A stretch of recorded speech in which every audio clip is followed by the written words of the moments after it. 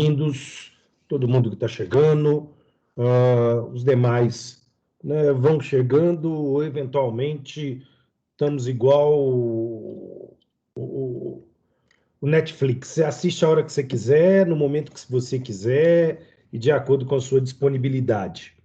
E diante da sequência, né, das nossas aulas, nós vamos conversar agora acerca da estruturação do ITBI.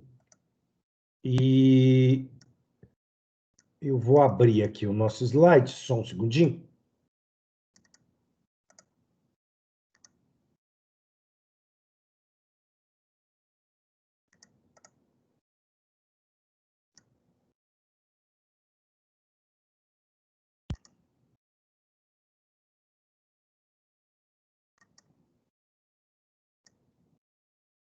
Aí tive um pequenino problema técnico aqui.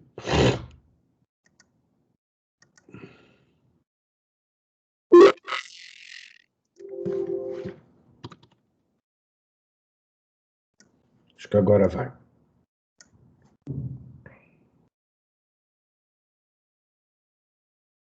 Bom, nós vamos conversar hoje sobre a estrutura do ITBI. O ITBI é o Imposto de Transmissão de Bens Intervivos. Apesar dele receber esse nome, né, nós vamos ver que o núcleo tributante dele é um pouco mais amplo. Afinal de contas, o ITBI ele vai incidir sobre bens imóveis e direitos reais sobre bens imóveis dentro de uma natureza contraprestacional ou, se a gente quiser, dentro de uma natureza onerosa. O ITBI ele se parece muito com o ITCMD e, por isso mesmo, há uma certa confusão, não só no imaginário, mas na própria legislação tributária com relação a esse tributo, porque o Código Tributário Nacional, inclusive, quando ele lida com o ITBI, quando ele lida com o ITCMD, ele o faz de uma maneira um tanto quanto conjugada, ou seja, abrindo o Código Tributário Nacional, nós vamos perceber que o mesmo conjunto de dispositivos regulam simultaneamente o ITBI e o ITCMD. E por isso mesmo, né, essa confusão, ela acaba criando aqui um elemento que confunde a cabeça das pessoas. Isso se deve, na realidade, no fato de que o ITBI ele é um tributo antigo dentro da nossa história. E como tributo antigo, né, o ITBI aparece para nós em 1809 pela primeira vez, ou seja, ele é mais velho do que a experiência republicana brasileira, mas é claro, quando ele surge em 1809, ele é um tributo do reino, né? Ele é um tributo na lógica das ordenações portuguesas. E isso faz com que, na realidade, toda essa riqueza seja conferida para a coroa, propriamente dita. E, no caso, para a coroa portuguesa, em termos de referencial. Por outro lado, né, em 1934, nós vamos ver a criação do Imposto sobre Transmissão Intervivos de competência dos estados e, pela primeira vez, uma separação entre o ITBI e o que hoje é regulado pelo título de ITCMD, ou chamado popularmente de ITCD. Essa sigla ela vai mudar com a Constituição de 88, e por isso aqui eu estou colocando esse M para seguir a nomenclatura constitucional atualizada. Por que isso? Os estados vão ter aqui uma modificação dentro dessa lógica. O imposto entre vivos vai ter um destinatário, o imposto sobre heranças vai ter outro destinatário. né? Então, na realidade, em razão da gratuidade ou da onerosidade da operação, nós vamos ter contornos tributários diferentes diante do ITCMD e diante do ITBI, fazendo, então, em 1934, uma separação naquilo que 1809 não havia. Vale dizer que, dentro da lógica de 1809, o imposto sobre bens imóveis, acerca de qualquer modalidade de transmissão, seja ela onerosa ou gratuita, compra e venda, permuta, ou herança ou doação, gerava um tributo único diante desse cenário.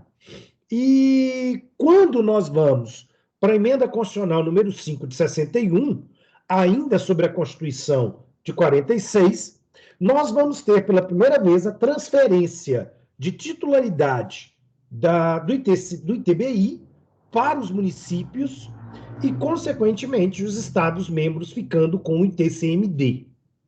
E aí eu tenho essa cisão, transfiro para os estados, porque na Constituição de 34, os Estados-membros titularizavam tanto a hipótese de incidência do ITBI quanto a hipótese de incidência do ITCMD, mas eram dois tributos diferentes, com legislações diferentes, consequentemente. Na emenda constitucional 18, de 65, nós vamos ter uma unificação, então o ITBI sai do cenário dos municípios e pula para o cenário dos Estados-membros, e o ITCMD se funde a ele, e isso passa, então, a representar que qualquer operação de transmissão de bens imóveis, onerosa ou não, vai ser objeto de competência tributária dos Estados-membros, e com a Constituição de 88, uma mudança. Então, quer dizer, com a Constituição de 67, com a Constituição de 69, nós estamos sobre a égide de uma construção que foi iniciada com a emenda constitucional número 18 de 65. E a separação ela só veio acontecer 2 constituições depois, com a Constituição de 88, e aí a Constituição de 88 volta de novo o ITBI para os municípios e estabelece isso no inciso 2º do artigo 165. Essa situação é uma situação extremamente interessante para a gente compreender, porque quando nós vamos para o Código Tributário Nacional, e aí eu deixei o Código Tributário aqui já para nós vamos lidar, vou ampliar um pouquinho, nós vamos lidar aqui com o artigo 35, que versa sobre a emenda 18 de 65. Então, cuidado com o regime normativo geral do ITBI ou o regime normativo geral do ITCMD. Porque em ambos os casos, o que nós vamos ter aqui é um tributo que não mais existe.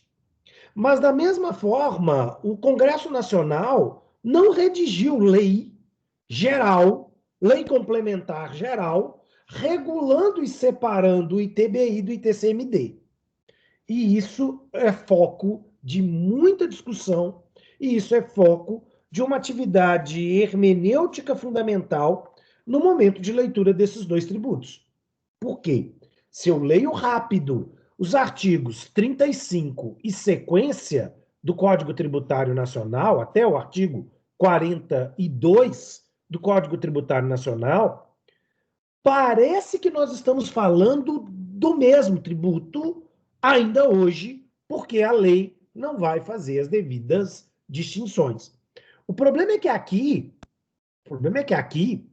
eu tenho elementos de tributação do ITBI e elementos de tributação do ITCMD. Então, consequentemente, é preciso muito cuidado, né, com essa estrutura, porque nós estamos aqui diante de uma separação fundamental. Então, aqui, que vale dizer, né, que os artigos 35 a 34 do CTN e o 156, inciso 2 da Constituição, regulam para nós as normas gerais. Mas quando o CTN foi feito, não havia ITBI e TCMD, mas um antigo tributo que unificava as hipóteses de incidência desses dois, e que hoje, com a Constituição de 88, necessita ser separada. Entretanto, necessita ser separada, mas não foi, né, do ponto de vista da legislação. Num primeiro momento, há quem reclame, que diga, mas isso é uma questão complicada, porque isso gera confusões e gera mesmo, né? Isso gera confusões e gera mesmo, porque essas confusões, elas precisam fazer uma base hermenêutica. Resultado aqui, eu estou querendo alertar vocês contra o uso da interpretação literal exatamente nos artigos 35 a 42. Se vocês forem ler esse dispositivo de maneira literal, não vai rolar. Não vai rolar, porque exatamente esses dispositivos eles são muito diferentes dentro de si. Né? E diante dessa situação, diante dessa diferença, eu tenho que pactuar aqui mentalmente uma operação que vá separar uma coisa da outra. E é isso que nós vamos estar trabalhando hoje. E quando lá, no mês que vem, a gente for conversar acerca do ITCMD, nós vamos fazer mais ou menos essa mesma separação. Quando eu falo no mês que vem, é porque semana, literalmente, possivelmente na próxima aula, a gente já vai estar entrando numa discussão do próximo tributo, que é o ISSQN. O ISSQN eu vou gastar mais de uma aula. Eu estou planejando gastar aqui talvez algumas 3 aulas para falar do ISSQN, em razão da complexidade inerente a esse tributo. Mas, enfim, tão logo a gente ultrapasse o ISSQN, a gente vai estar caminhando para a tributação estadual, e lá vai ficar mais fácil a gente ver como o ITCMD vai aparecer para a gente. De qualquer forma, a gente vai ter, então, aqui a ideia que o ITCMD trabalha de uma maneira mais ampla que o ITBI. Então, primeiro, cuidado com isso, porque o ITCMD ele trabalha, primeiro, sobre operações gratuitas de transferência de bens. Então, a gratuidade no direito civil ela só é possível por 2 veículos. O primeiro é a doação, o segundo é a herança. Então, por meio da doação ou por meio do recebimento via direitos sucessórios, alguém recebe um bem. E sem contraprestação, sem que haja qualquer modalidade de acréscimo no seu patrimônio. Ora, recebi a doação, o meu patrimônio sofre um plus. Recebi uma herança, consequentemente, o meu patrimônio passa por um plus. O ITBI ele trabalha sobre uma outra lógica. E aí, o ITCMD, volto, ele trabalha tanto sobre bens móveis, quanto sobre bens imóveis e sobre direitos reais sobre esses bens móveis ou imóveis. O ITBI ele tem um aspecto mais reduzido, mas mesmo assim, surpreendem algumas pessoas saber que o ITBI incidirá, primeiro, sobre bens imóveis e direitos acerca desses bens imóveis, desde que essa operação seja uma operação onerosa. Quando nós falamos de operação onerosa sobre bens imóveis, 2 são as situações: compra e venda e permuta. Em ambos os casos, nós vamos estar sujeitos aqui à tributação sobre o ITBI. Tá? Então, atenção aqui para a gente compreender bem como fica essa esfera aqui. Então, nós estamos falando de bem imóvel e utilizando o conceito de bem imóvel aqui do Código Civil, é claro, Então, basicamente, é o artigo 80, que está trabalhando com a ideia de que inclui-se no conceito de bens imóveis as incorporações naturais ou artificiais. Então, é um conceito bem mais amplo do que, às vezes, o linguajar leigo possa imaginar acerca desse tributo. Perfeito? E, bom, em cima disso, além dessa legislação geral, que é o Código Tributário Nacional, eu preciso de uma lei municipal regulando o ITBI. Bom, desculpa, pernilongo. Regulando, é só esquentar que literalmente essas praguinhas aparecem. Bom, e aí eu preciso de uma lei municipal regulamentando o ITBI. E diante desse cenário, a gente precisa, então, compreender bem a hipótese de incidência do ITBI. E quando a gente fala em hipótese de incidência do ITBI, nós vamos para o artigo 35 do Código Tributário Nacional. Daqui a pouco eu vou espelhar o Código Tributário Nacional para a gente prestar atenção como é que a gente vai ler o Código Tributário Nacional para que a gente possa mentalmente separar ITBI de um lado e TCMD do outro. Bom, enfim. Quando nós lidamos com a hipótese de incidência, mais uma vez, eu estou chamando a hipótese de incidência a conduta abstrata, né, trazida aqui pela legislação, ela vai estabelecer para nós que será objeto de incidência do ITBI a transmissão de bens imóveis ou o domínio útil de bens imóveis, sem que isso represente a transmissão da propriedade do bem imóvel. Então, quando eu estou falando sobre domínio útil, eu estou falando na instituição de um direito real sobre um bem imóvel em razão de uma perspectiva onerosa. Em razão de uma perspectiva onerosa. Então, são 3 núcleos, né, que eu preciso observar: onerosidade, bem imóvel ou, alternativamente, o domínio útil. Se eu transfiro a propriedade, eu transfiro o bem. Se eu transfiro apenas os direitos reais inerentes ao bem, eu tenho uma transferência a partir do domínio útil. Bom, então eu estou falando basicamente de compra e venda, eu estou falando de permuta, eu estou falando de dação em pagamento, eu estou falando de cessão de posse, eu estou falando de cessão de direitos hereditários a título oneroso, né? E aí daqui a pouco a minha matéria encosta em direito das sucessões, e eu vou precisar de alguns conceitos que o Zé Roberto deve ter trabalhado com vocês. Direito real de uso, direito real de usufruto, direito real de servidão, promessa de compra e venda e o direito de superfície, né? O famoso direito de superfície, inaugurado pelo Código de 2002. Nesse cenário, eu tenho direitos que transferem aqui o domínio útil. Vocês vão perceber uma coisa, já que a gente conversou sobre IPTU na semana passada, uma transferência de domínio útil antiga era enfiteuse, mas a enfiteuse não existe mais.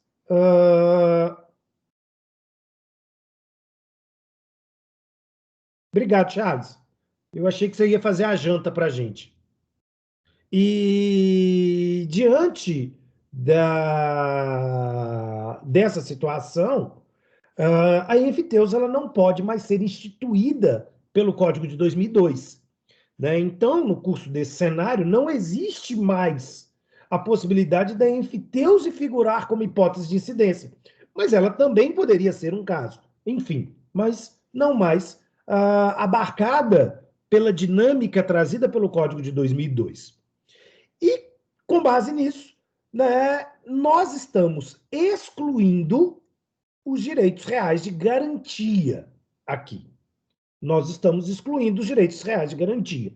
Instituição de hipoteca, né, instituição de anticrese ou instituição de penhor, tudo bem que penhor é para bens móveis, né, anticrese, frutos dos bens imóveis, e a hipoteca, que é realmente a própria garantia da propriedade imobiliária, não há aqui a possibilidade de tributação pelo ITBI. Então, nesses casos, nós estamos envolvendo contratos de crédito que envolvem a utilização de um direito real em garantia, o que não é o caso. Bom, temos uma situação importante, né? Além das situações tradicionais que envolvem aqui as imunidades, com que nós já conversamos. Então, operações onerosas entre partidos políticos, instituições religiosas, instituições de saúde e assistência social e educação são protegidas pela imunidade constitucional tradicional, que nós já conhecemos. Né? Então, por exemplo, se a PUC Minas ela realiza uma compra e venda de um bem imóvel, vamos imaginar que para montar um novo campus, né, essa situação é aqui protegida pela imunidade constitucional. Eu estou sendo pleonástico, tá? Desculpa, mas a ideia é marcar que imunidade e constitucional não tem como ser diferente. Né? E aí, diante desse cenário, eu vou ter também a imunidade para aquisição de partidos políticos, etc. Aqui, no campus de Contagem, né, nós tivemos aquela reestruturação inteira do estacionamento em razão daquela transposição dos fios de alta tensão pela CEMIG. Aquilo é uma servidão, né? E, consequentemente, a servidão é um direito real. A instituição de um direito real de servidão, se a PUC Minas não fosse aqui um agente, um contribuinte dotado de imunidade, ela teria gerado uma tributação pelo ITBI. E muita gente não lembra disso, ou talvez não saiba, né? De que, então, essa criação de direitos reais, como a criação de um usufruto, a criação de uma servidão, a transferência de uma promessa de compra e venda, não a constituição da promessa de compra e venda, mas a cessão da promessa de compra e venda, vão constituir aqui direitos de natureza real previstos no Código Civil de 2002. E aí, diante desse cenário, eu tenho a tributabilidade, né? A hipótese de incidência, ela gera obrigação tributária e, eventualmente, nós vamos estar diante de uma situação que vai comungar com o lançamento. Agora, eu tenho imunidade recíproca, né, que também não precisa ser lembrada, que vai estabelecer que os entes públicos entre si não serão tributados por impostos. Por impostos. A princípio, vamos trabalhar com a ideia da imunidade recíproca apenas para impostos.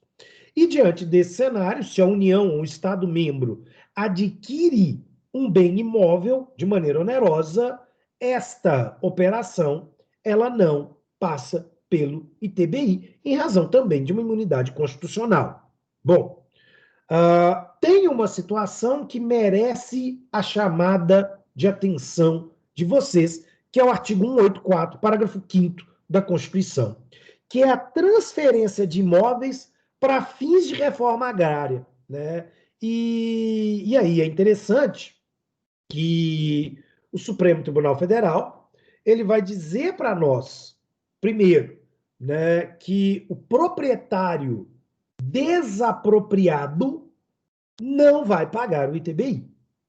Observem aqui que a questão é a desvinculação da natureza contratual sobre esta operação. Né? Então, ocorreu a desapropriação, e aqui né, nós estamos falando do imóvel rural, é claro, porque o 184 está falando da reforma agrária. Eu tenho um imóvel rural posto para fins de especulação e, consequentemente, a União decreta aqui o interesse público para a utilização da reforma agrária. O proprietário ele não tem a opção, por isso mesmo eu não posso confundir, ainda que ele seja remunerado, como diz a Constituição, em títulos da dívida pública, aqui, essa onerosidade ela é uma onerosidade compulsória.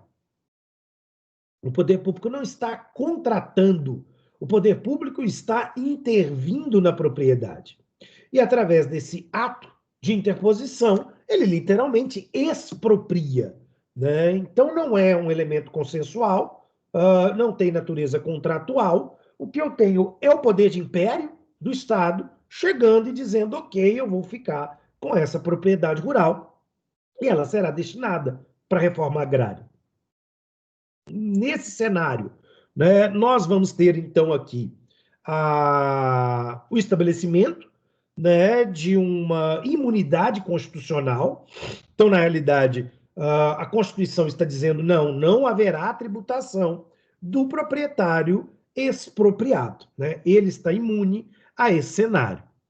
O interessante é que o Supremo Tribunal Federal, a julgar o recurso extraordinário 169628, em 2002, com a relatoria, né, do ministro Maurício Correia, entende que esse benefício de imunidade ele alcança tão somente o expropriado. E terceiro, eventual adquirente dessa propriedade que está realizando ato de natureza onerosa pela sua excelência, não é o destinatário da norma constitucional, logo ele pagará o ITBI sobre essa operação.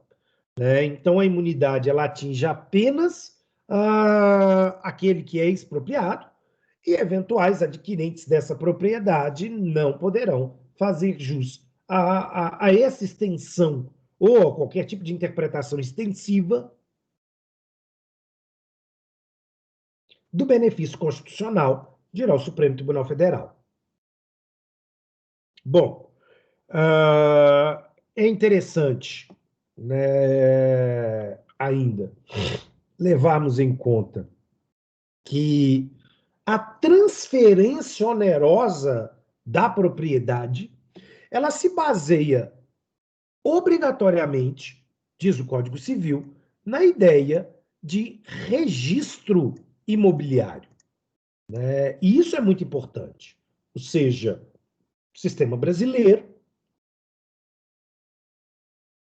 ele dispõe no Código Civil aqui a ideia de que é necessária a figura do registro.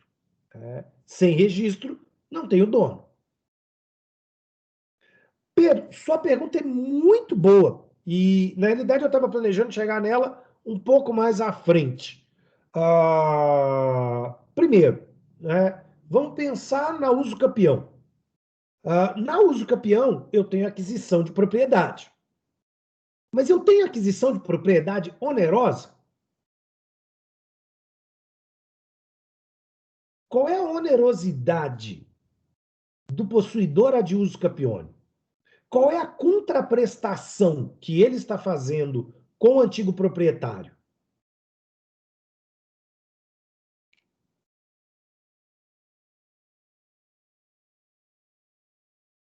Nenhuma.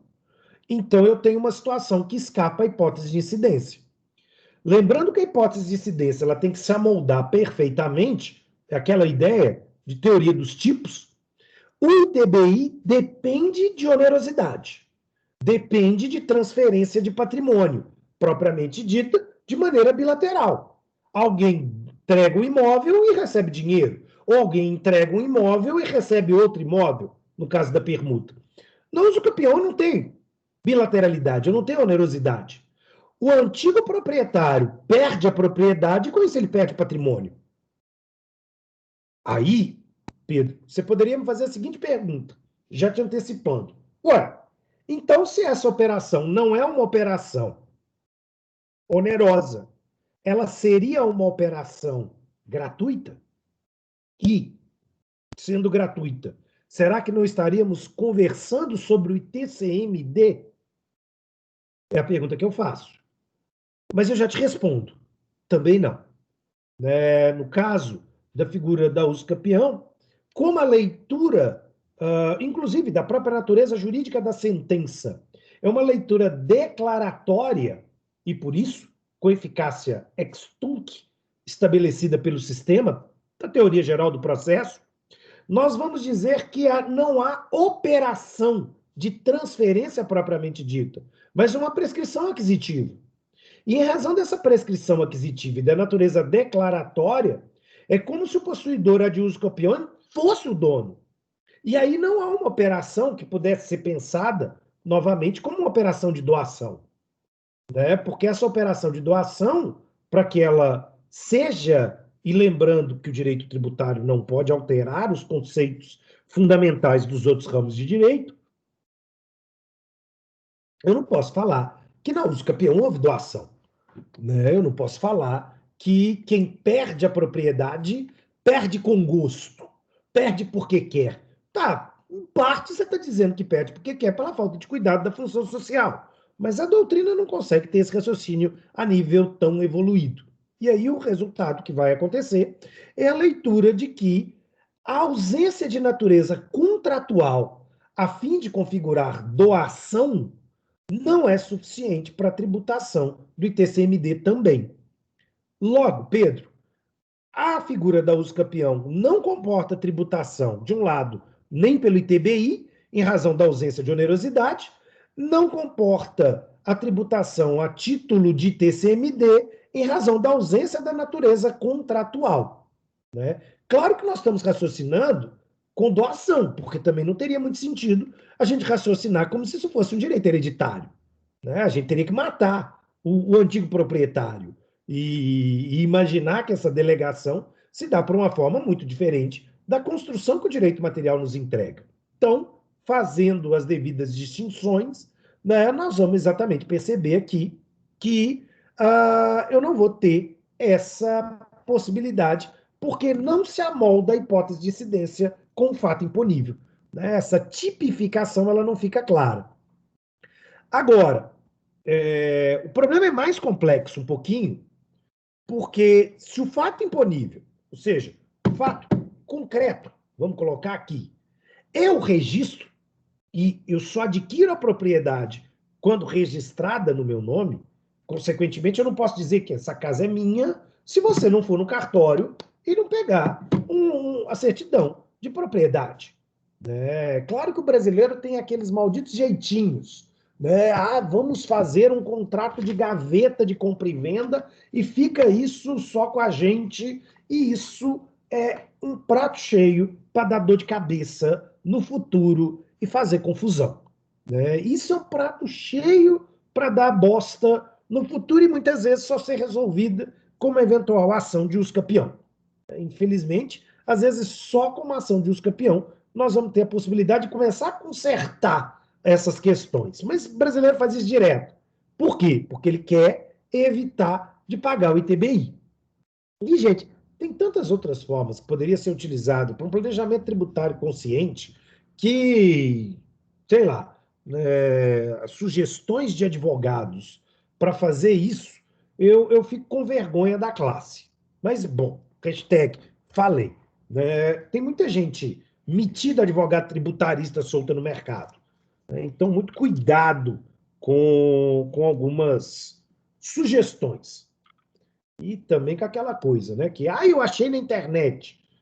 Você acha na internet, você acha no grupo do WhatsApp, você acha alguma coisa estranha. Né? Acho que eu já comentei com vocês, eu já achei, já recebi um vídeo de uma tia véia dizendo que se você tomasse bicarbonato de sódio com limão e mel em jejum, você estava imunizado para a Covid-19.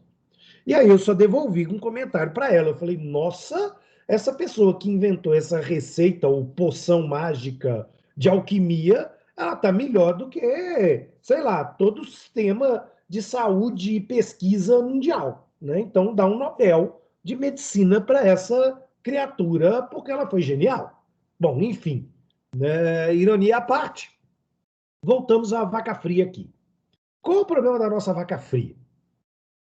Quando nós entendemos que a propriedade, por força do Código Civil, só pode ser transferida em razão do registro imobiliário, eu preciso que, primeiro, eu tenha transferência e essa transferência é marcada pelo registro. Logo, eu preciso compreender muito bem que não incidirá o ITBI sobre o registro da promessa de compra e venda.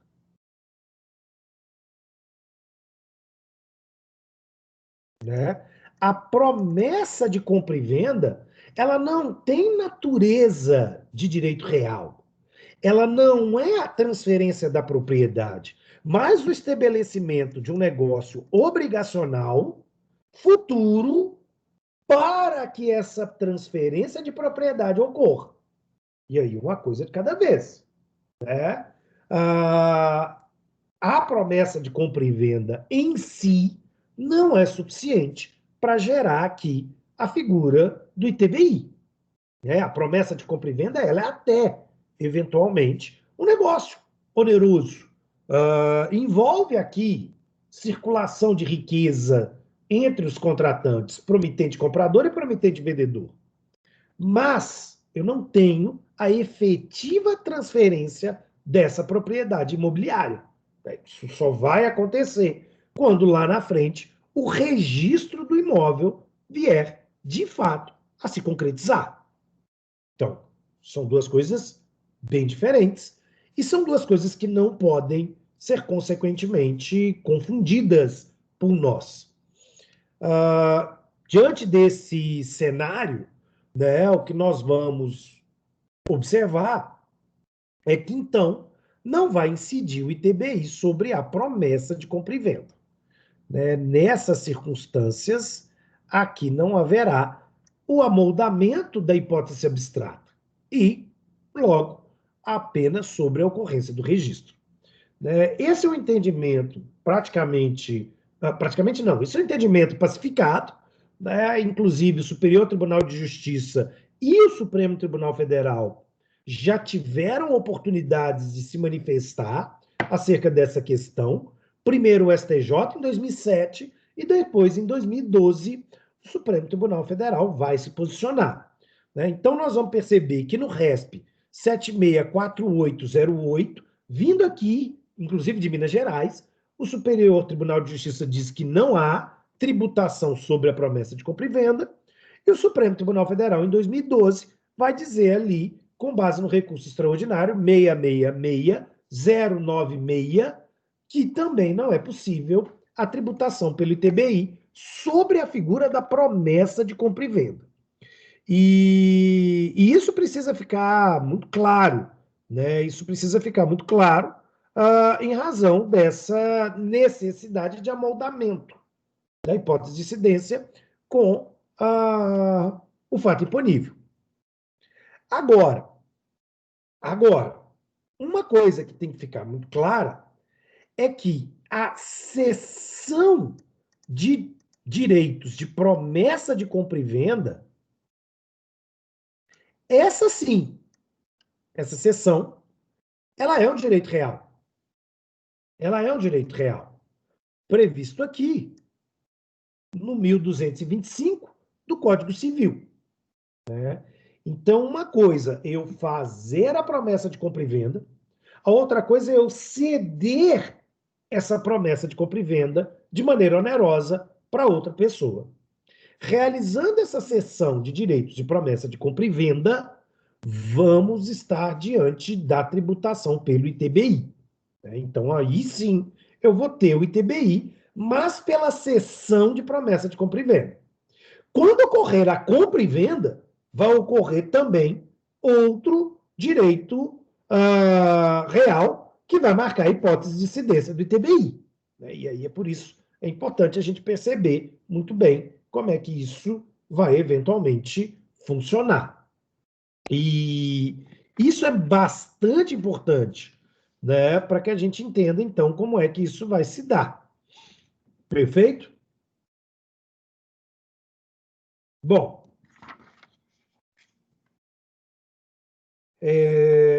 adiante.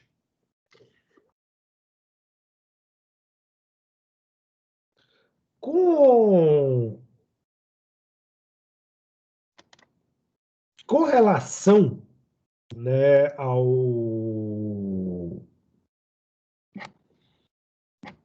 a essa hipótese de incidência, é interessante também pensarmos que a Constituição de 88 estabelece para nós, no artigo 156, parágrafo 2º, inciso 1º, uma situação de imunidade quando eu transfiro um bem imóvel para a integralização de capital de uma PJ. Então, se eu quero criar uma LTDA, criar uma SA, e através desse ato de criação dessa sociedade, eu, sócio, ao invés de aportar dinheiro, eu aporto imóveis, eu vou estar diante de uma inicial imunidade. Por que eu digo uma inicial imunidade? Porque eu preciso ter cuidado com aquilo que vai estar disposto na Constituição de 88, nesse parágrafo, por causa do seguinte: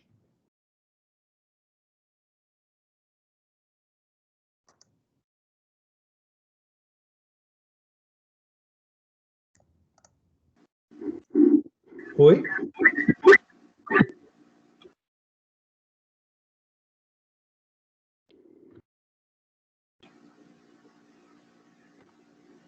Parágrafo 2º, ele vai estabelecer o que segue.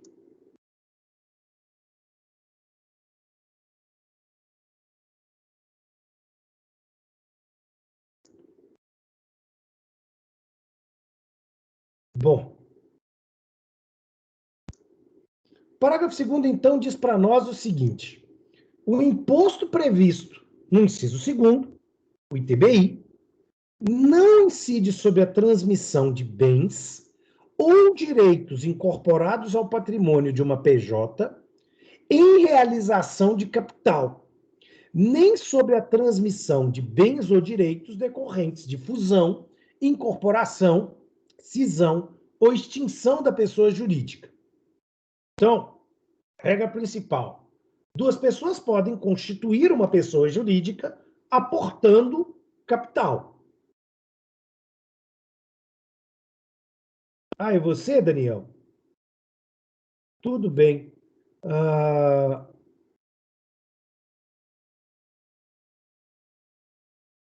como é que desativa seu microfone? Porque para mim você aparece como microfone mudo.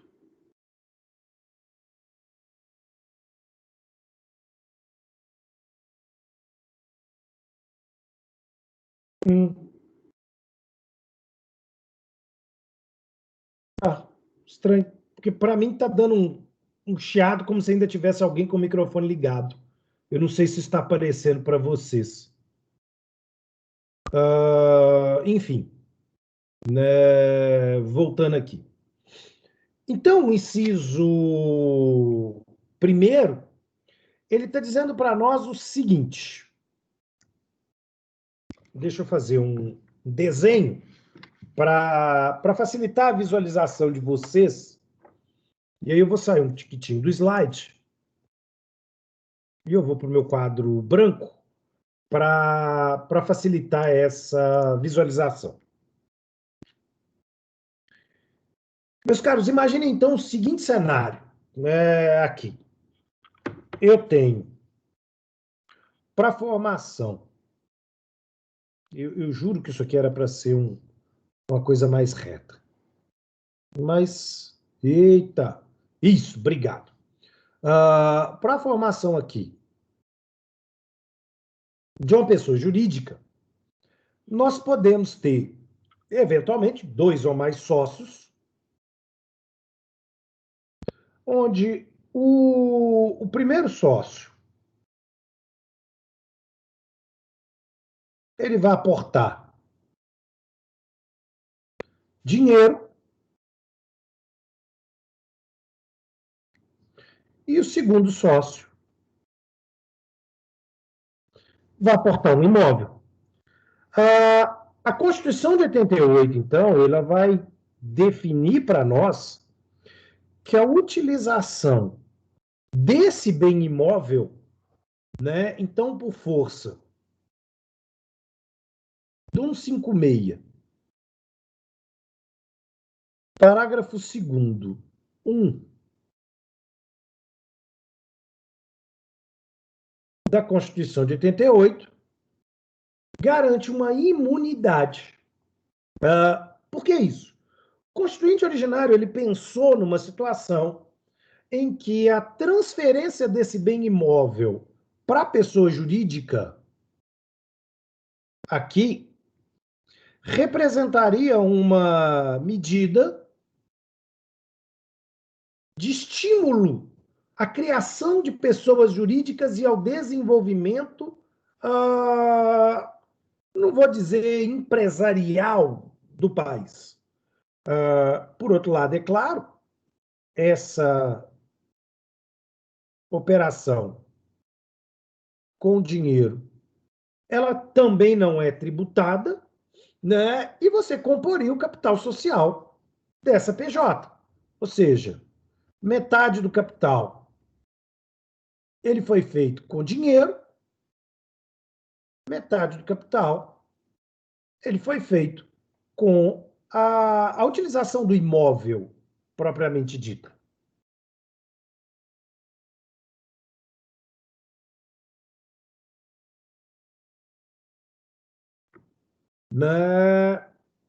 Qual é o problema? E aí eu faço referência, inclusive, a uma postagem recente do Supremo Tribunal Federal, que eu fiz no meu Instagram e que eu vou compartilhar com vocês, salvo engano, de semana passada. Não, é um pouquinho mais velho. Cadê?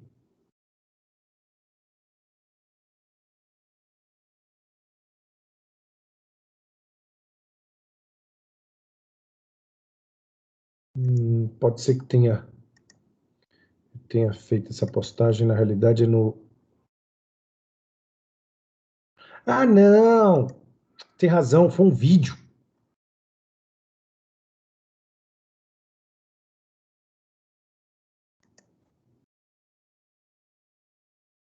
E esse vídeo está disponível aqui. Eu acho que ele está no meu YouTube também. Eu trabalho essa discussão que eu quero centrar aqui.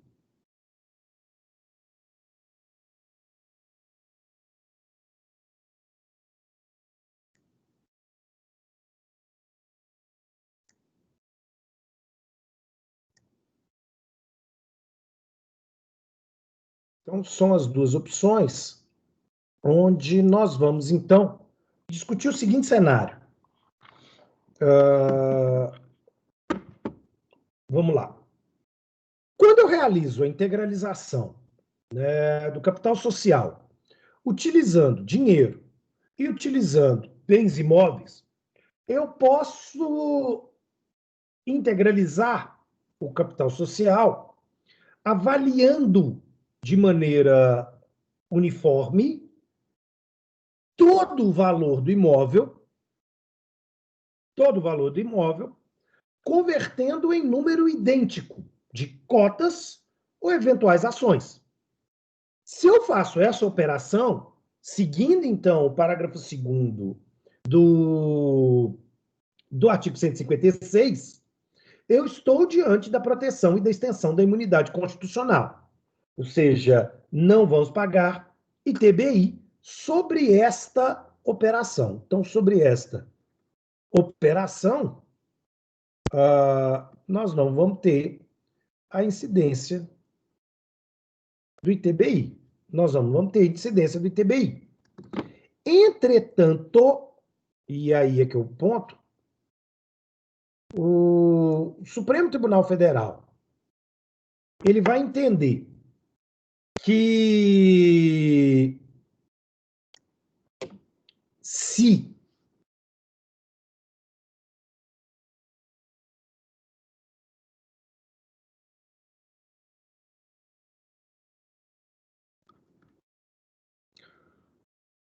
por um lado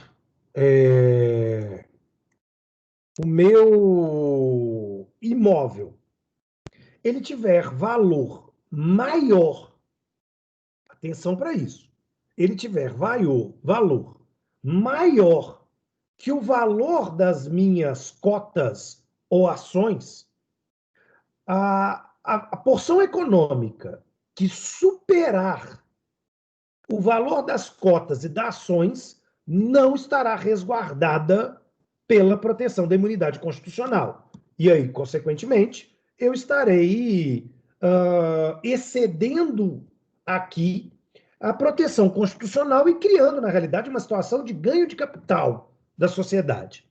Então, o que o Supremo quer? Se eu tenho um imóvel, e vamos supor que esse bem imóvel vale 300 mil reais, esta transferência, para que ela seja protegida constitucionalmente, ela tem que me gerar o equivalente a 300 mil reais em cotas ou ações. Então, ele será avaliado pelo seu valor de mercado, ele será avaliado pelo seu valor real. No caso que gerou o precedente do Supremo Tribunal Federal, ocorreu um certo desvirtuamento, vamos colocar assim. Ocorreu um certo desvirtuamento. Os sujeitos que estavam formando essa sociedade transferiram o patrimônio com valor de cotas em retribuição, o inferno desse quadro, né? Transferiram com valor de cotas em retribuição que não era paritário com os 300 mil reais do imóvel. Né? O imóvel valia acho que 300 ou 700 mil reais e ele foi avaliado para fins de formação ou contribuição do capital social da sociedade com parcelas de cotas que dariam aí algo em torno a 30 mil reais. E aí o Supremo falou, não, peraí, porque se você está vertendo apenas 30 mil, mantendo a reciprocidade na integralização do capital social, ou seja, o seu imóvel, ele só adiciona 30 mil reais ao capital social dessa sociedade, significa que essa diferença, ela é caixa. Ela é caixa da sociedade. E, bom, se essa diferença ela é caixa para a sociedade está tendo um patrimônio desequilibrado com relação à operação de sua formação. E aí eu tenho tributação. Né? Então, para o Supremo Tribunal Federal, se o imóvel vale X, X tem que ser a retributividade que eu vou receber em cotas ou eventualmente em ações, para que haja uma paridade dentro desse cenário. Né? Para que haja uma paridade dentro desse cenário. Outra questão interessante, né?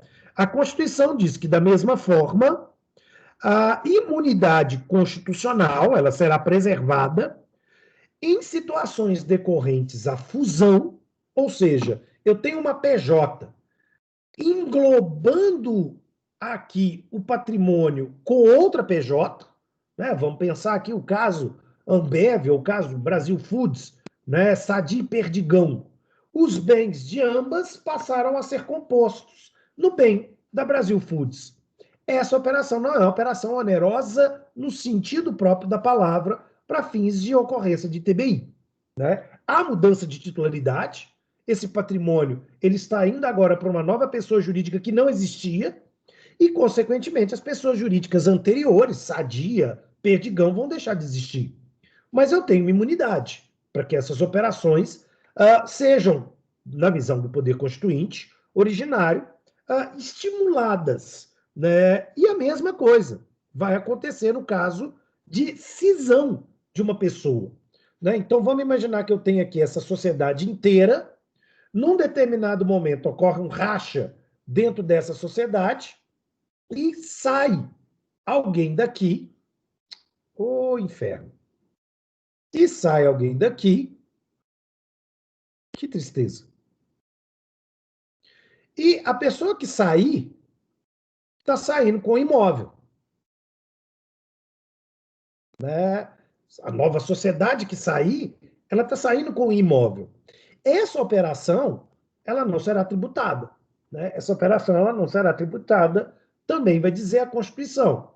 Ou seja, eu tenho toda uma gama de operações empresariais protegidas a princípio, volto a frisar essa frase, a princípio da incidência tributária. Né? E aí, não é o CTN, não é a legislação municipal, ninguém pode eventualmente estar alçando voo para tributar nesse cenário. Né? Isso é impossível, isso é basicamente inimaginável, essa opção tributária diante desse cenário.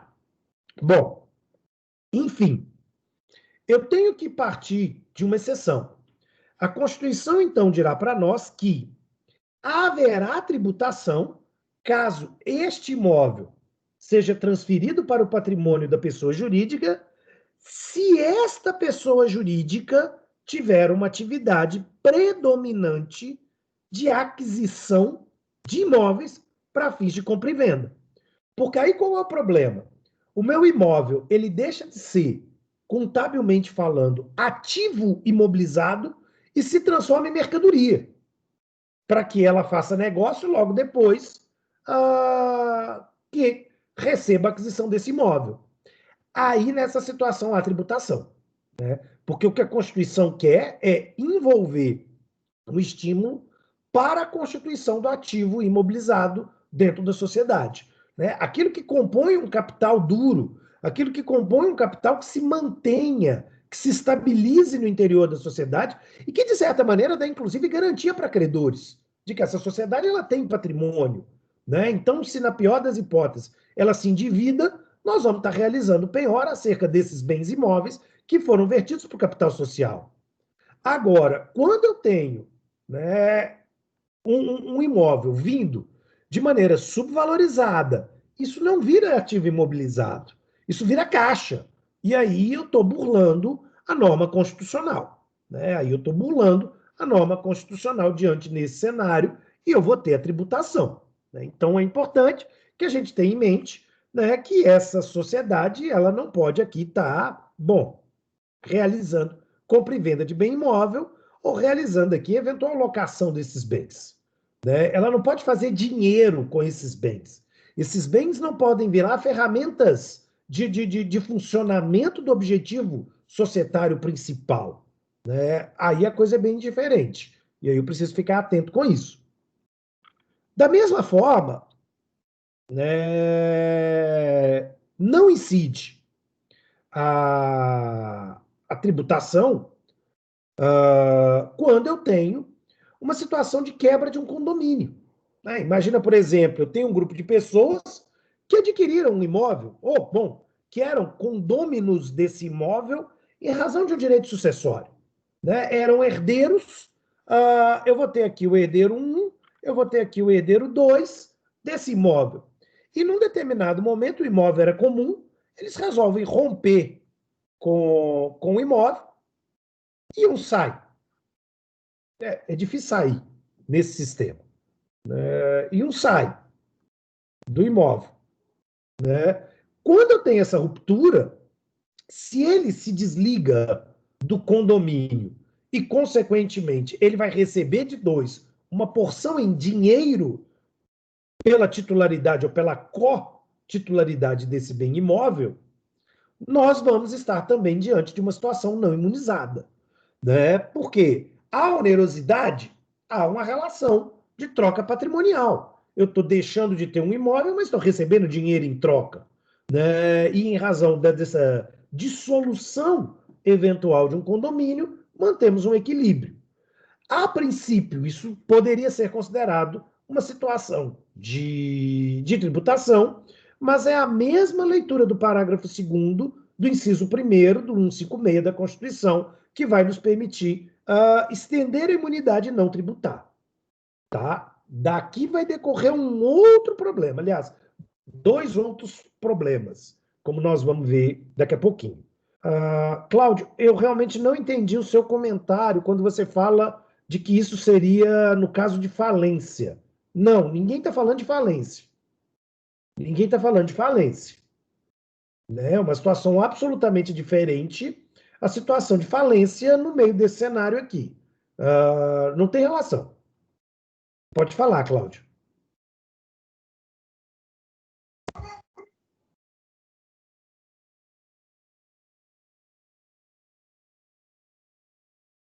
Oi, Cláudio.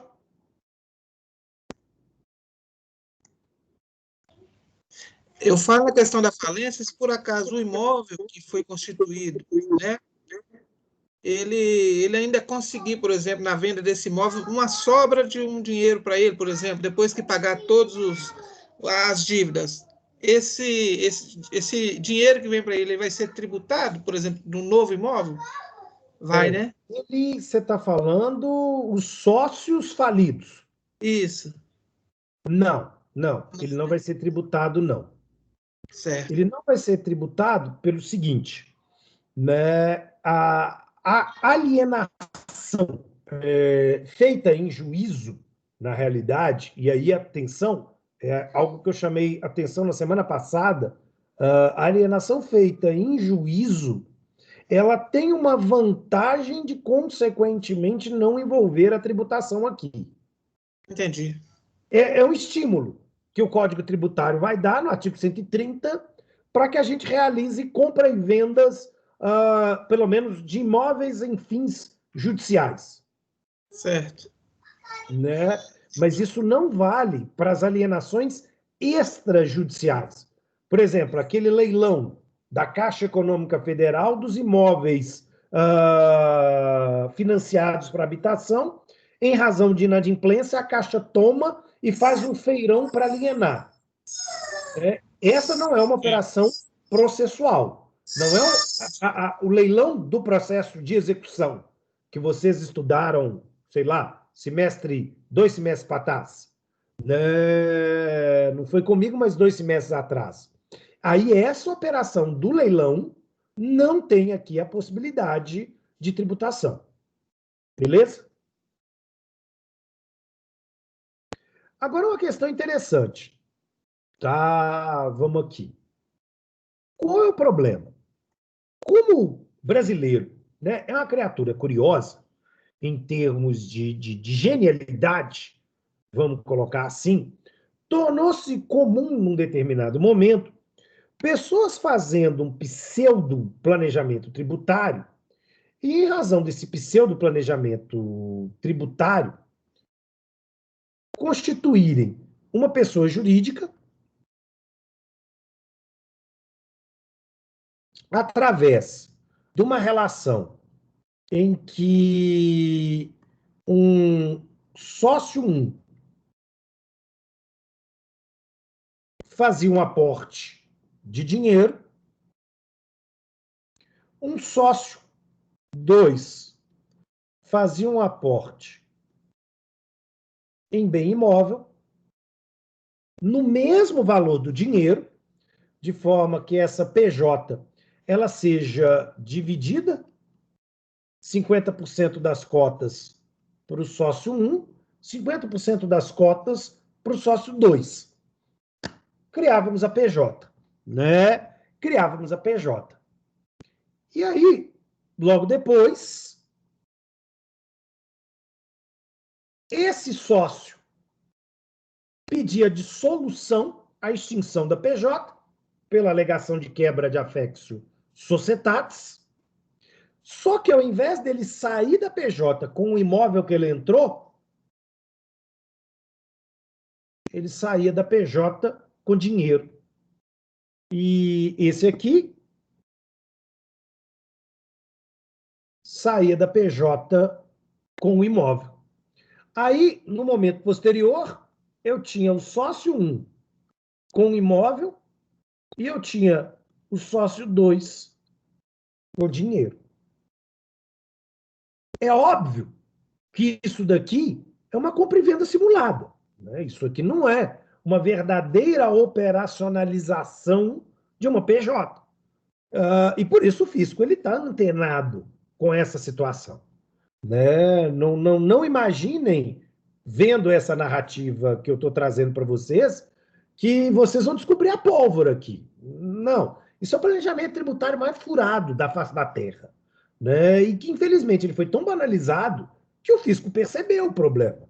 E aí ele vai dizer, não, pera, né? Essa PJ, ela precisa ter o mínimo de longevidade. Né? Isso era muito comum, o sujeito fazer esse tipo de operação e, consequentemente, um sair com um bem, um sair com o outro. Aliás, existe até uma versão mais sofisticada desse suposto planejamento tributário, onde ao invés da gente trabalhar com uma PJ, eu já vi gente fazer isso aqui, ó. Fazer um casamento.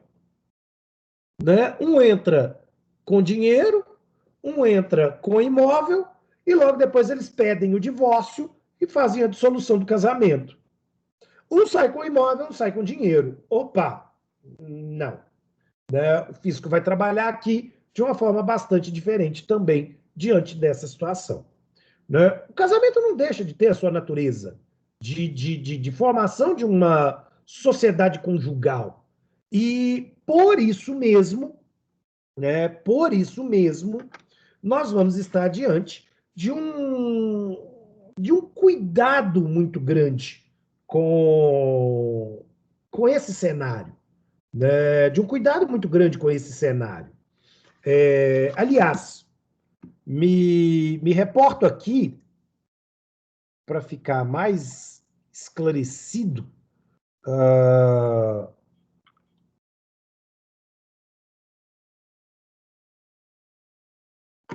Com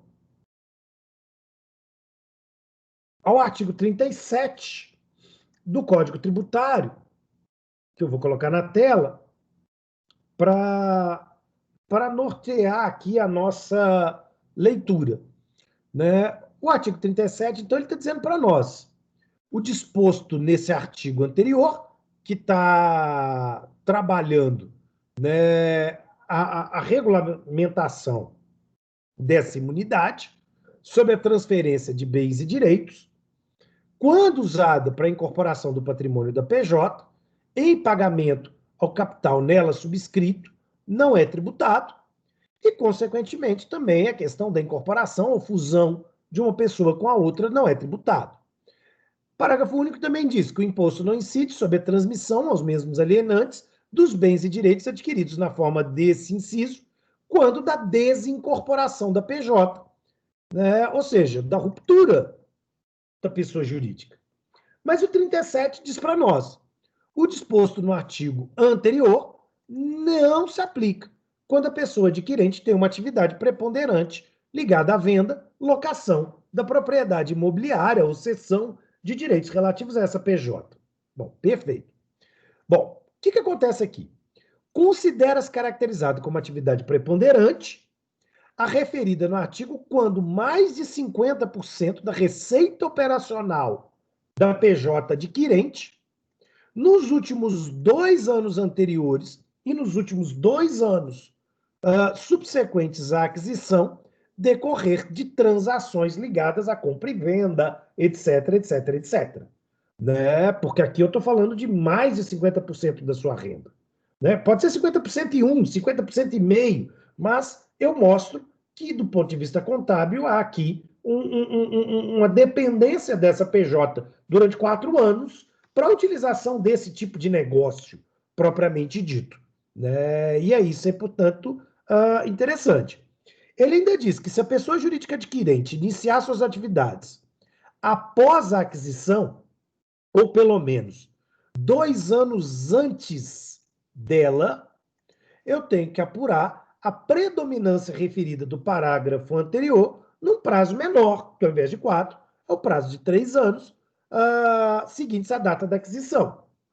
E, de certa maneira, né, verificada a preponderância, torna-se devido o imposto, consequentemente, porque a imunidade ela foi burlada. Né? Essa pessoa faz uso econômico aqui de compra e venda, de locação e etc. O imóvel, mais uma vez, é ferramenta de geração de riqueza, não é ativo imobilizado. Né? Então, aqui eu tenho esse elemento importante, né, que eu preciso observar sobre essa operação. Eu vou voltar aqui no início, no artigo 35, para inclusive chamar a atenção de vocês para alguns pontos importantes também.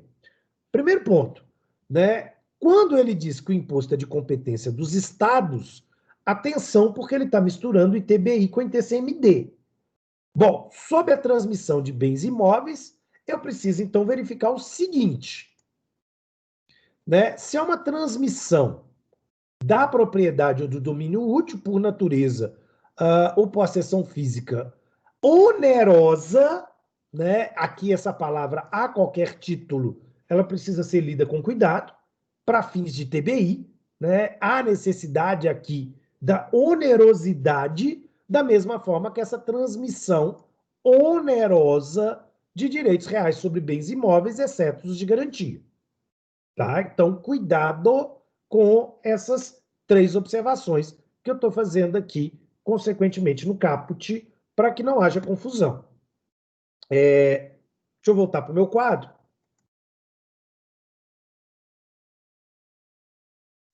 Para a gente ver, então, uma situação curiosa. né, trazida, de certa maneira, pela prática nossa, né, e que demanda uma questão importante, né, que é o ato de separação consensual com excessos onerosos de partilha sobre um bem imóvel. Imagine o seguinte cenário, né? Nós temos aqui um casamento,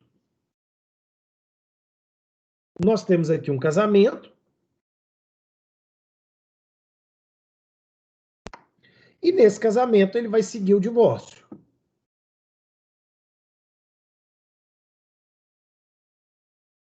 Bom, qual é o ponto? Vamos imaginar que que esse casal, eles têm um imóvel, um imóvel, mas eles têm bens em dinheiro, eles têm bens móveis, eles têm obras de arte, eles têm veículos, etc. E, às vezes, eles fazem um mecanismo consensual de dissolução da sociedade, onde eles vão dizer o seguinte, né, esse bem imóvel, ele tem valor equivalente aos outros somados. Dinheiro em conta ou aplicado, obras de arte, veículos e etc. E aí, consensualmente, eles determinam que esse bem imóvel fica para o cônjuge 1 e esses bens para o cônjuge 2. Só que o que aconteceu? Se o cônjuge 1 ele ficar com 100% da propriedade do bem imóvel, né, eu tive o chamado excesso oneroso do bem imóvel nessa partilha. E aí, diante desse cenário, ele teria direito a 50, ele acabou ficando com 100, 50% do valor desse imóvel vai constituir em base de cálculo vai se constituir em base de cálculo do ITBI. Né? Vai se constituir em base de cálculo do ITBI. Eu partilhei o bem, aliás, eu partilhei o patrimônio, mas não partilhei o bem. Né? Como? Eu então teria uma situação em que eu não teria o excesso de partilha, na realidade, se o bem imóvel fosse dividido meio a meio. E aí eu não teria ITBI. Ah, mas o cônjuge 2 ele saiu com o mesmo tanto. Ele só não saiu com um imóvel. Ok. Mas a jurisprudência vai insistir que, nesses casos, haverá aqui, sim, a incidência do ITBI. Haverá, sim, a incidência do ITBI. Esse problema é um problema que está tendo muita discussão ainda. Tá? As primeiras percepções do fisco começaram a acontecer aqui de 2007, 2008 para cá. O que tem aí uns 10 anos, mas ainda não teve um posicionamento do Superior Tribunal de Justiça acerca disso. Né? Então, nós vamos assistir essa partilha onerosa, gerando aqui uma situação, mas essa partilha onerosa não se desenvolveu de maneira satisfatória a ponto de gerar entre nós uma leitura jurisprudencial sob a forma de um precedente. Então, aqui, se o bem imóvel não sofreu essa divisão pela metade, eu vou ter a incidência do ITBI. Se a divisão foi por igual, foi pela metade, eu tenho ITBI. Né? Então, dentro desses acordos de partilha, a ausência dessa igualdade representa uma aquisição patrimonial, um ganho patrimonial. Se eu deixei de ganhar porque eu ganhei outros bens de mesmo valor, eu estou falando de permuta. Então, é ITBI. Se eu, na realidade, doei esses bens, eu estou falando de doação e aí a incidência vai ser do ITCMD, que logo depois, no mês que vem, nós vamos ver. Então, não me importa, não afeta a gente a ocorrência de compensação com bens móveis. Né? Isso não me interessa, né? Para fins da jurisprudência. É o TJ de São Paulo, por exemplo, tomando essa posição, e, consequentemente, isso é repetido pelo TJ do Rio Grande do Sul, isso é repetido pelo TJ do Rio de Janeiro, etc, etc, etc. Né? Então, se você vai fazer um acordo de partilha, é muito provável que o tabelião bote o pé na porta e dê o grito. Uma vez que o tabelião ele torna-se responsável tributário, é o caso do artigo 135, né, subsidiário por essas operações, ele pode criar caso sim, e ele deve criar caso sim, exigindo recolhimento do ITBI sobre essa situação. Ou, na pior das hipóteses, né, a obtenção de uma certidão do fisco municipal de que ele entende que essa operação ela não seria tributada. O que, em tempos de crise, está ficando cada dia mais difícil de, eu digo, se obter. Né? Então, atenção aqui para essa peculiaridade aqui. Né? Uma situação interessante também, né, em razão da imunidade do ITBI, que tem ganho muito espaço, se a gente for pensar, é a possibilidade da utilização da transferência patrimonial para a criação de uma holding. Né? Deixa eu ver a pergunta do Leandro e daqui a pouco eu volto para isso. Nos casos de partilha, eu sempre vejo recolhimento ou a desoneração do ITCMD e não de TBI. Se isso foi considerado como doação, Leandro, tá? Qual que é o problema? Se eu tenho aqui, deixa eu fazer aqui embaixo. Deixa eu fazer aqui embaixo. Se eu tenho uma situação em que esse casamento ele gera um cônjuge ficando com o bem imóvel, mas ficando sobre o bem imóvel com a ideia de que a partilha entre cônjuge 2 e cônjuge 1, no somatório final, não ficou 50-50, né? Se ela ficar 50-50, partilhando inclusive o bem imóvel, não incide TBI, não incide TCMD. Se, por outro lado, este cônjuge fica com o bem imóvel, mas se ele fica com o bem imóvel e o somatório total dos bens não é uma relação de 50-50, mas é uma relação de, por exemplo, 70-30, aí é ITCMD. Nesse cenário é ITCMD. Se, por outro lado, volto, né? Este fica com o imóvel. E vamos imaginar que esse imóvel vale 500 mil. E este fica com 500 mil. Mas em bens diversos, dinheiro, automóveis, e por aí vai, aí eu vou ter sobre esta operação aqui a incidência do ITBI diante do excesso que este recebeu do bem. Não vou pagar o bem inteiro, os 500 mil. Eu vou, na realidade, estar partilhando. Quer dizer, eu vou, na realidade, usar como base de cálculo apenas aquilo que ultrapassa, que são os 250 mil. Ficou claro, Leandro?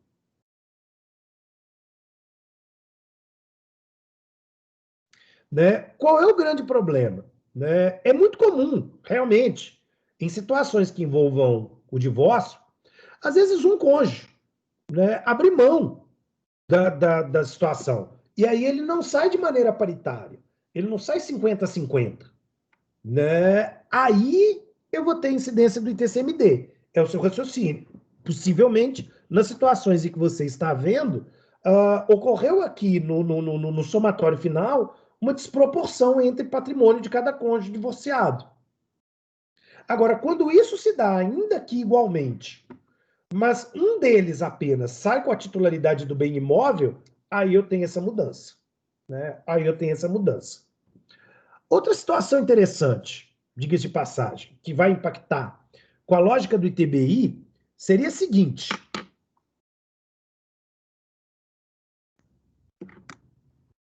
Eu tenho o casamento,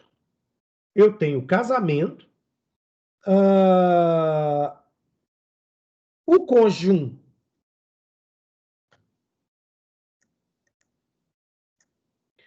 e o cônjuge 2, eles resolvem fazer uma coisa diferente. Né? Eles resolvem fazer uma coisa diferente. O bem imóvel, ele fica com o cônjuge 2, minto. Ele não fica com o cônjuge 2, não. O bem imóvel é transferido para os filhos como doação. Né? Imagina que é uma situação para acabar com o problema, para acabar com a briga. Ou seja, ao invés deles partilharem entre eles, eles pegam e fazem o seguinte: vem cá, pá, dou tudo para os filhos. Dou tudo para os filhos. Mas, se eu estou tendo uma doação, eu estou tendo a situação do ITCMD. Perfeito? E estabelecem, após a doação para os filhos, um usufruto para o cônjuge 2, por exemplo. Né? Aí, se esse usufruto está sendo constituído de natureza gratuita, e que muitas vezes é o caso, eu vou ter um segundo ITCMD.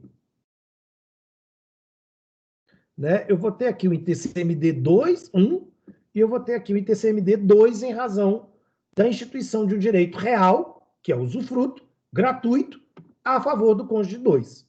Né? Os filhos estão recebendo patrimônio, mas ao mesmo tempo estão alienando o domínio útil para, sei lá, a mãe, o pai ou qualquer coisa do gênero. Né? Mas aí eu tenho ITCMD em dupla operação. Isso não é bitributação, porque um fato imponível foi a doação, um outro fato imponível foi a criação do usufruto. E aí elas são coisas bem diferentes. Elas são coisas bem diferentes. É curioso, né? É curioso, porque infelizmente eu lido com diversos clientes que às vezes você vê uma discussão acirrada acerca do divórcio, né? E da possibilidade dessa discussão patrimonial, por exemplo, desaparecer se a gente fizer a doação para os filhos, na pior das hipóteses. Me chamou a atenção uma vez. Eu tive uma cliente, né, que realmente eu espero nunca mais tê-la, mas paciência, em que ela, né, numa discussão da possibilidade de um divórcio consensual, achei muito interessante, até muito consciente. Nós chamamos o escritório para negociar, para uma rodada de possibilidades de mediação do conflito perante os escritórios dos clientes, e nós propusemos, né, a minha antiga ex-sócia, a professora Natália Kenicar, ela fez uma sugestão muito boa, né, e nós estávamos pela esposa. Ela falou o seguinte: aqui, peraí, para acabar com essa zona, por que vocês não dão tudo para os filhos? E de repente o casal, pelo menos o marido, que estava puto brigando pelos bens, ele baixou a guarda na mesma hora e falou assim: gostei, eu aceito. Eu abro mão, se ela abrir mão, eu abro mão, e a gente doa tudo para os filhos. Estabelece um sistema de usufruto, perfeito, mas deixa os filhos. Os filhos ficam protegidos. Na mesma hora, minha cliente levantou e falou assim: eu não aceito, porque eu não estou preocupado como meus filhos vão ficar. Porque eu sei que ele é um bom pai. e ele não vai deixar meus filhos passar nenhum tipo de desespero, nenhum tipo de problema. Né? Então eu quero saber quanto que eu vou levar, e eu estou cagando para meus filhos. O que me interessa é quanto eu vou levar de bens móveis e imóveis nessa brincadeira, consequentemente. Né? E meus filhos que se fodam, porque eu tenho a garantia de que desespero eles não vão passar, porque realmente, independente dele ser um bom ou mau marido, ele é um excelente pai. Né? E eu fiquei olhando para aquela criatura e pensei assim, filha, tu é mesquinha. Né? Mas, bom, isso acontece muito. Né? Isso acontece muito em termos de prática. Faz parte. Né? Quem vai entender a cabeça e o coração humano, vamos imaginar aqui. E diante disso, né, a gente vai ter essa lógica. Oi, Vânia, eu vi que você se manifestou, mas eu não entendi, porque eu acho que eu estava falando um tanto de coisa. Você passou exatamente pelo que você quer dividir, não quer dividir com a turma isso? Só para a gente entender.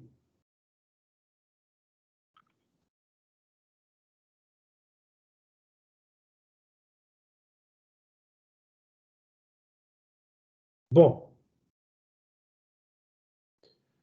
senhores, até o presente momento. Ah, tá. Ok, ok. Até o presente momento. Dúvida.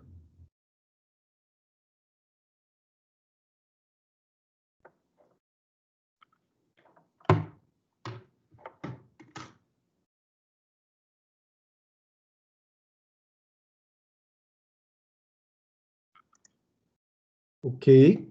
Bom, nós vamos continuar conversando acerca do ITBI, né, na aula de quinta-feira.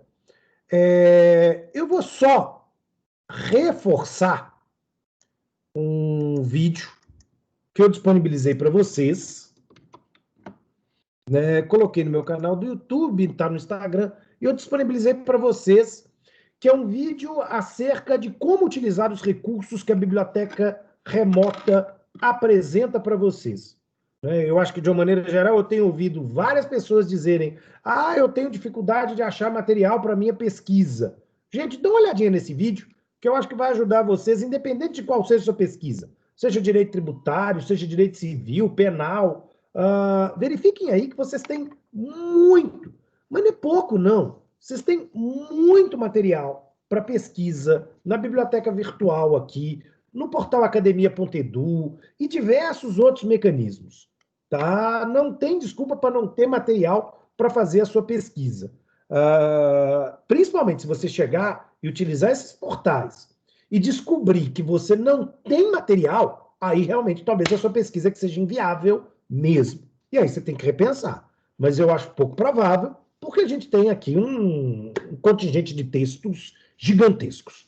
Beleza? Então é isso, moçada. Nos vemos na próxima quinta. Um grande abraço e até mais. Professor, Oi. tem 5 minutinhos? Sim, sim, pois não. Mas não é da matéria, não, é de monografia, pode ser?